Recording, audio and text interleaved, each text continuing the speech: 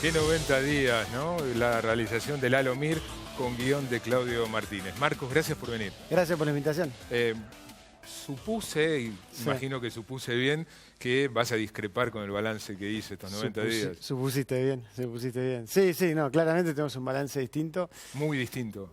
Sí, también con la mirada. A ver, creo que primero que tener claro un diagnóstico de dónde arrancamos, que creo que cuando uno suma las distintas cosas, ¿no? Un último trimestre en el pasado con 3,5 puntos de caída del producto. No es una economía enfriada, una economía de clara recesión. Eso no está medido todavía oficialmente. Vamos a tener los datos pronto, digamos, y eso es un anticipo. En todo caso, digamos, claramente tuvimos un último trimestre muy negativo en la Argentina, combinado con una emisión récord histórico probablemente en el último trimestre también del Banco Central, antes de irse. Hoy veía los cuadros, son muy impactantes, que ayudan a explicar mucho el aceleramiento de la inflación, con un déficit fiscal en torno a los 7 puntos, con una inflación acumulada, que yo creo uno puede discutir lo que eligió decir Macri, lo que por ahí podríamos haber puesto más cosas de las positivas, pero las que se dijeron son todos hechos. No son opiniones, son hechos.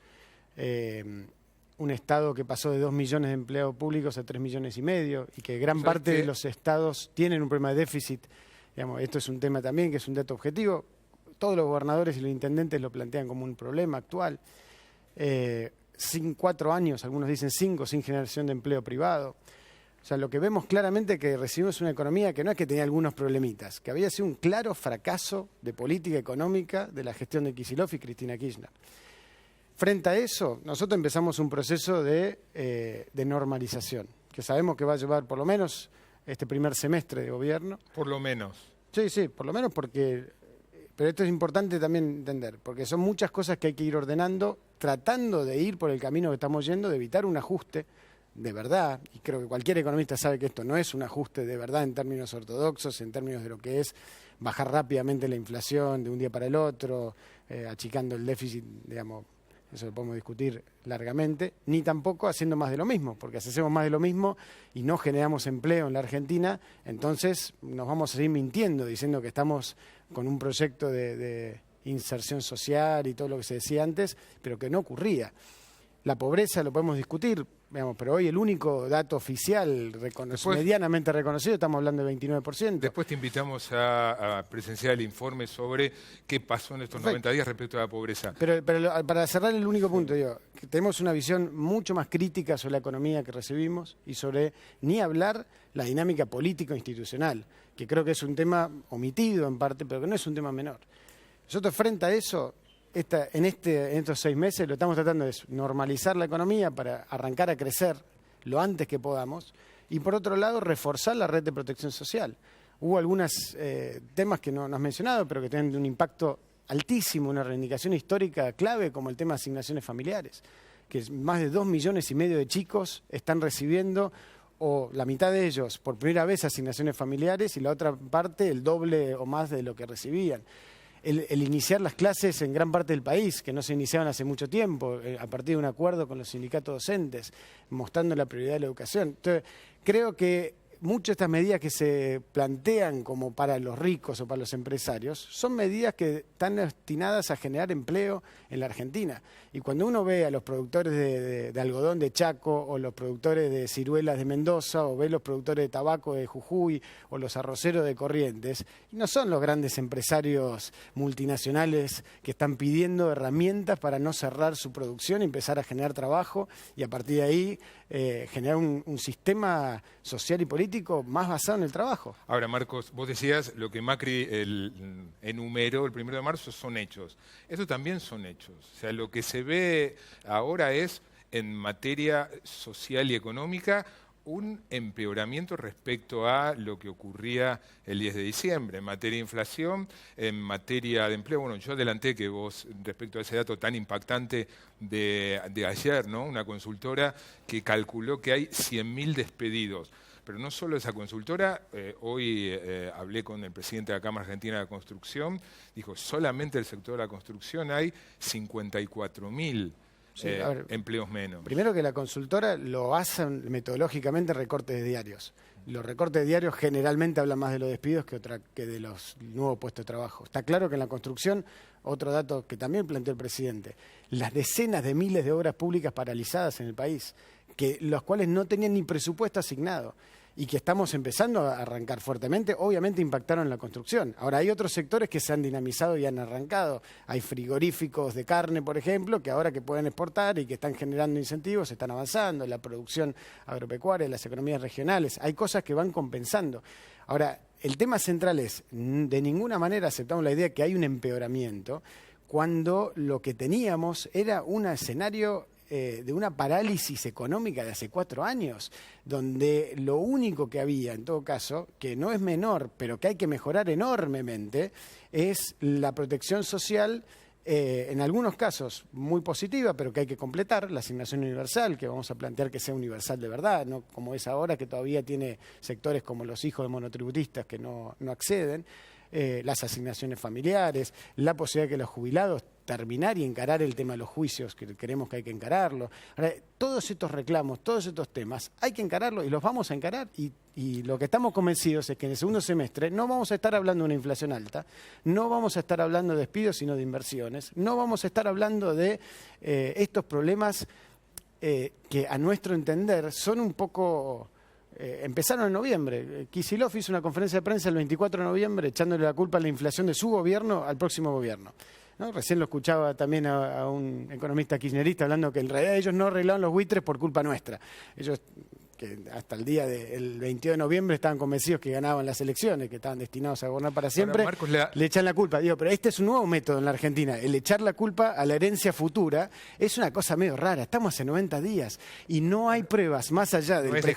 Ese argumento no es descabellado. Si yo soy Paul Singer y tengo alguna probabilidad de que el próximo presidente sea quien dice que habría que haber pagado, y me voy a endurecer. No es descabellado. La realidad, cuando hablas en Nueva York, que las propuestas de Kicillof iba a hablar monólogo de 2 horas de macroeconomía marxista, y te lo dice orgullosamente. Yo iba a enseñarle a los buitres, al igual que hacía Cristina, sobre cómo tenía que funcionar el sistema económico. No había una voluntad de arreglar. ¿Sabes qué sensación me da? Y aparte, perdón, acá hubo una quita, claramente hubo una quita, y una quita muy relevante en un tiempo que nadie esperaba, en base a la credibilidad que se generó, que un país tomara el liderazgo de resolver un problema que estaba sobredimensionado, que el mayor problema es la deuda social, de infraestructura que tenemos en la Argentina. Ahora, Marcos, vos planteás la necesidad de medidas sociales.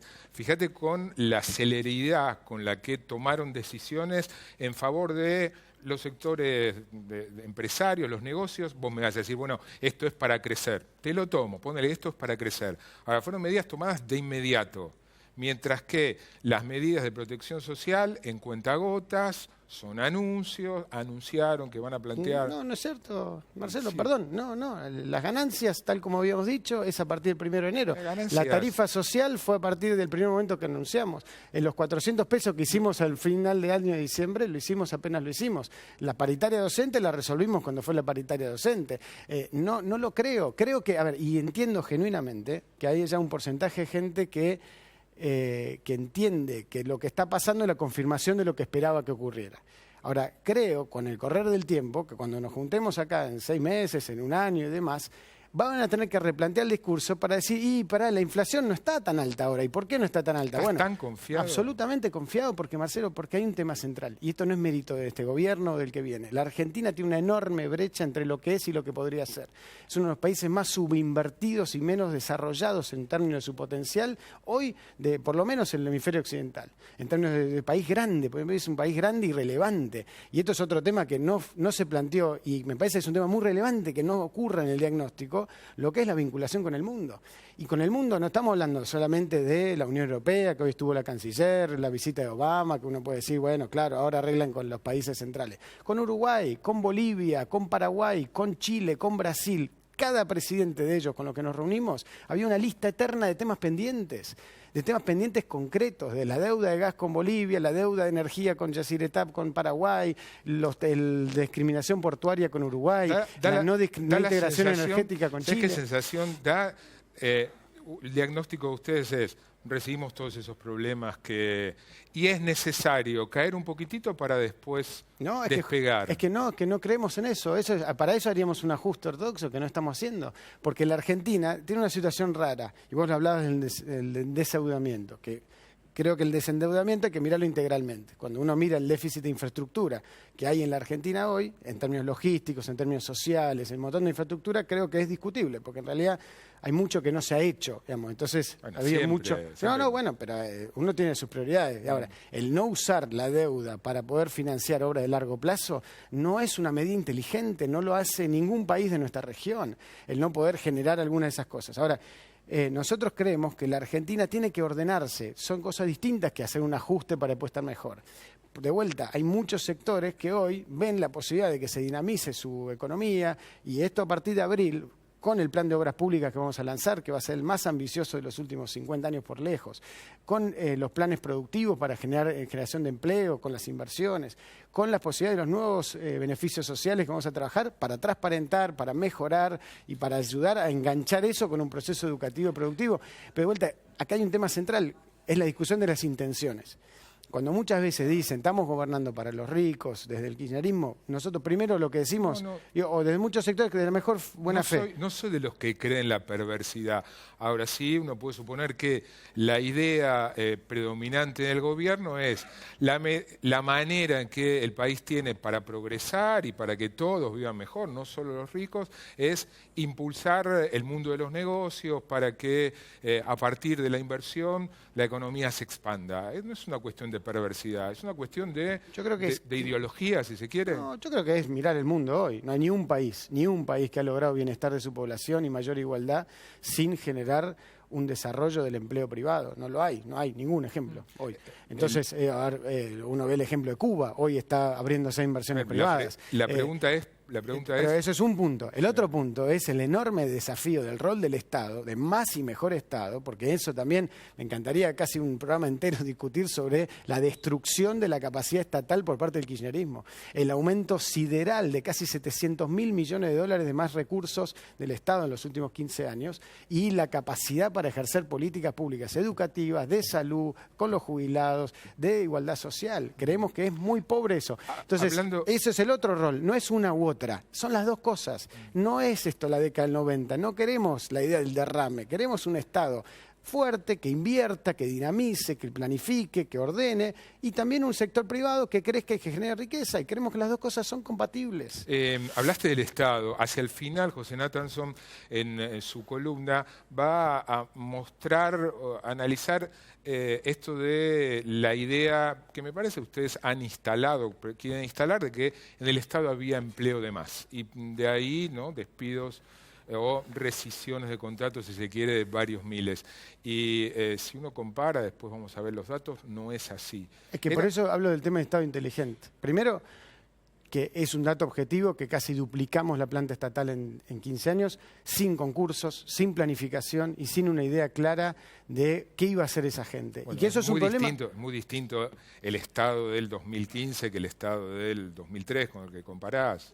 Sí. Porque asumió otros compromisos. Pero la mayoría de los compromisos que asumió no tienen vinculación con esos recursos. De hecho, el 80% de aumento que hubo en los nivel municipal, por ejemplo. Esto no es un tema solamente de una fuerza política, es un tema de la dirigencia política y del reemplazo que hubo.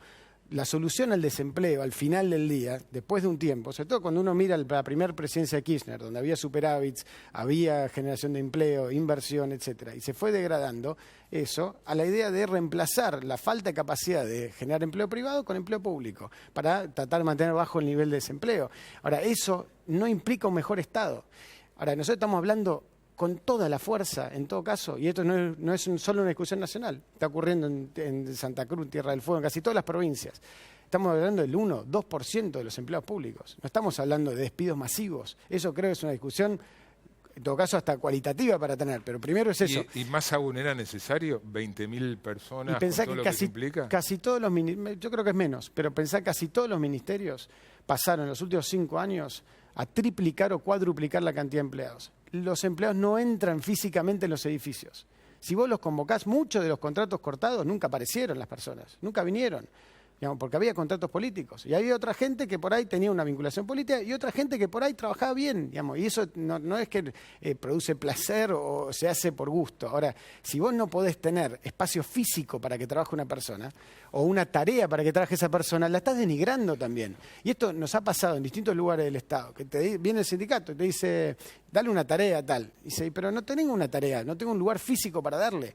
Entonces, bueno, ya sé, y la verdad que está mal, pero bueno, no puedes inventarle una tarea. Eso no está bueno tampoco. No está bueno, ¿sabes para quién sobre todo? Y sabes que los que más nos han planteado este tema desde que llegamos. La planta estatal, la planta de empleados públicos de carrera, que vieron que mucho de esa politización los afectó en su trabajo también. Déjame hacerte, te invito a quedarte a escuchar el informe sobre pobreza cero. Déjame hacerte 2 preguntas, te ruego brevedad, sobre temas del día.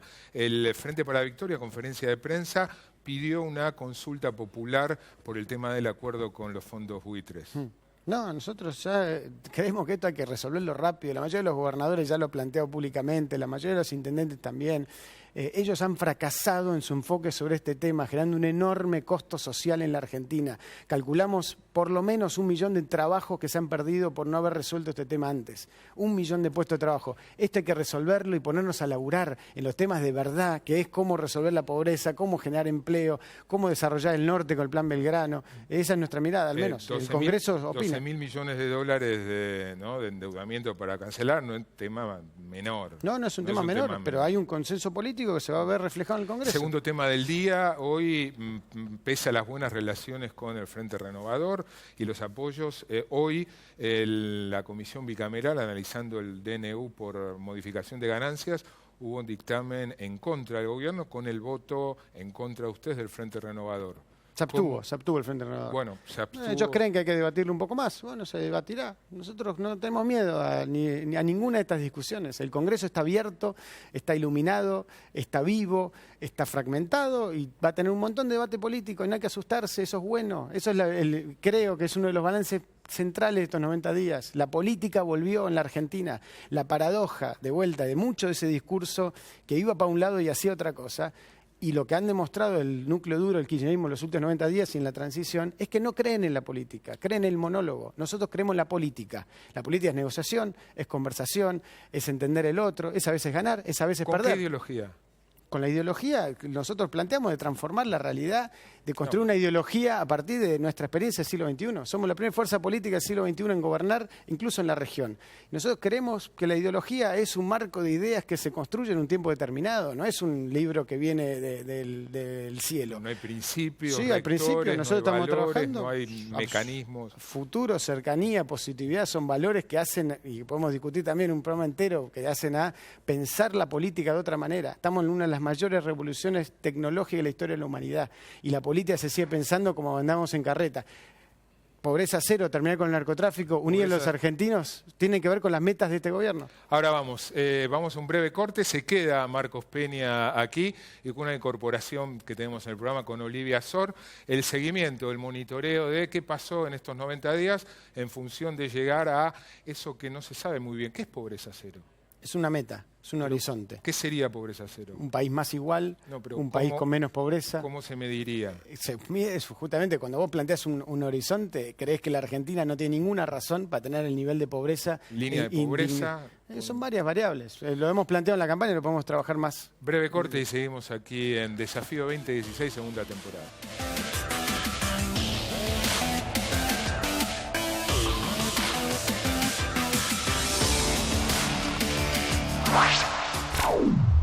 Adrián Mercado presenta Expo EFI 2016, la exposición argentina de economía, finanzas e inversiones más importante del año. 30 y 31 de marzo, Hotel Hilton Buenos Aires. Entrada libre y gratuita. Informes e inscripción en www.expoefi.com. Invita a Adrián Mercado.